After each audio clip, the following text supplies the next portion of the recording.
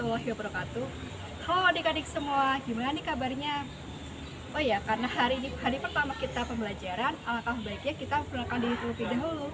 Perkenalkan, nama saya Imelda Wafiratul Hikmah. Kalian bisa panggil saya dengan nama Bu Imel. Saya selaku dosen komunikasi efektif yang akan mengajar dan menemani kalian selama 1 semester ke depan. Jadi adik-adik tahu nggak sih pengertian komunikasi itu apa?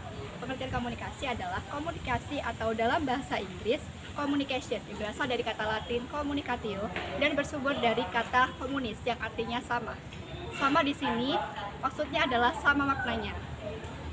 Jadi komunikasi itu tidak akan bisa berjalan tanpa ada unsur yang menyertainya. Ada 5 unsur yang menyertai dalam komunikasi. Yang pertama ada komunikator sebagai pengirim pesan, yang kedua ada komunikan sebagai penerima pesan, yang ketiga adalah pesan, yang keempat ada media yang akan digunakan untuk komunikasi, dan yang terakhir yaitu ada feedback. Feedback itu adalah umpan balik atau reaksi yang kita dapatkan dari hasil komunikasi tersebut. Komunikasi adalah fundamental dalam kehidupan kita. Kenapa? Karena dalam kehidupan sehari-hari komunikasi memegang peranan yang sangat penting. Tidak ada aktivitas yang dilakukan tanpa adanya komunikasi. Dikarenakan kita dapat membuat beberapa perbedaan esensial manakala kita berkomunikasi dengan orang lain. Kemudian yang kedua, komunikasi merupakan suatu aktivitas yang kompleks. Jadi komunikasi adalah suatu aktivitas yang kompleks dan menantang. Dalam hal ini, ternyata aktivitas komunikasi bukanlah suatu aktivitas yang mudah. Kenapa? Karena untuk mencapai kompetensi dalam komunikasi diperlukan understanding dan keterampilan sehingga komunikasi yang kita lakukan bisa berjalan dengan efektif. Komunikasi efektif bila orang berhasil menyampaikan apa yang dimaksudkannya. Komunikasi disebut efektif apabila rangsangan yang disampaikan dan yang dimaksudkan oleh pengirim atau sumber berkaitan erat dengan rangsangan yang ditangkap dan dipahami oleh si penerima. Jadi pengirim berhasil menyampaikan apa yang telah dimaksudkannya kepada si komunikan.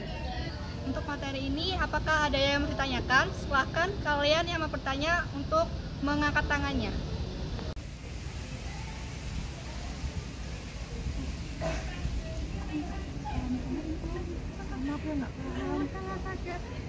Bu, saya izin bertanya mengenai pentingnya etika berkomunikasi dengan dosen. Kenapa hal ini dianggap sangat penting? Etika berkomunikasi dengan dosen itu sangat penting karena mencerminkan sikap profesional dan penghormatan. Ini membantu menciptakan hubungan yang produktif dan mendukung pembelajaran yang efektif antara mahasiswa dengan dosen.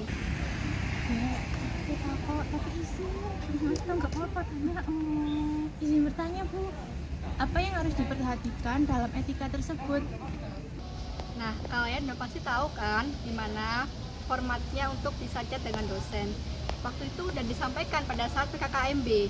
Jadi, kalian bisa menerapkan hal tersebut ketika akan bertanya dan berkomunikasi dengan dosen nantinya.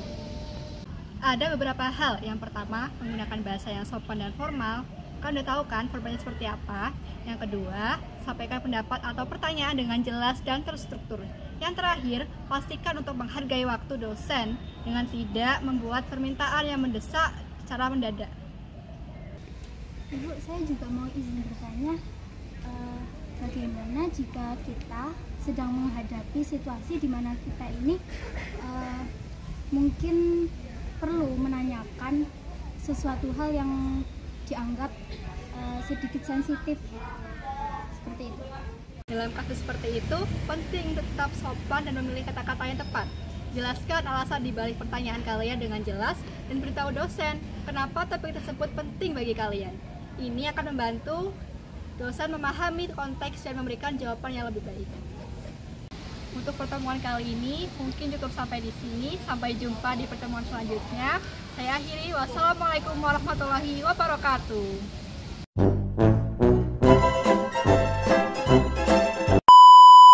1, 2, 3.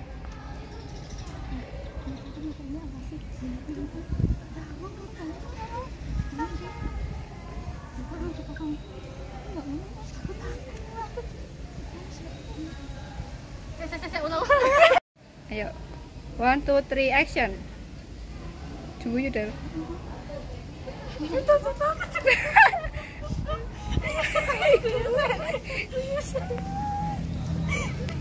Ya, lo kayak dosen.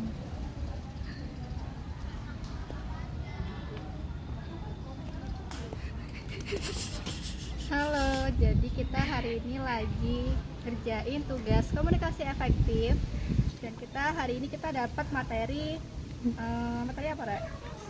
Komunikasi antar mahasiswa dengan dosen kelas. Alhamdulillah selesai. Alhamdulillah. Ayo guys. Dalam kasus seperti itu, penting untuk tetap sopan dan memilih kata-kata yang tepat. Jelaskan alasan dibalik pertanyaan kamu, nggak, Peru.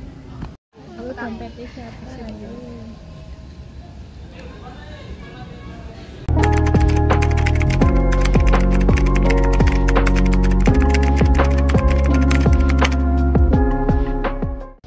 Nah, kalian udah pasti tahu kan gimana formatnya untuk bisa chat dengan dosen. Waktu itu udah disampaikan pada saat PKKMB. Jadi, kalian bisa menerapkan hal tersebut ketika akan bertanya dan berkomunikasi dengan dosen nantinya. Nah, kalian udah pasti tahu kan gimana formatnya untuk bisa chat dengan dosen. Waktu itu udah disampaikan pada saat PKKMB. Jadi, kalian bisa menerapkan hal tersebut ketika akan bertanya dan berkomunikasi dengan dosen nantinya.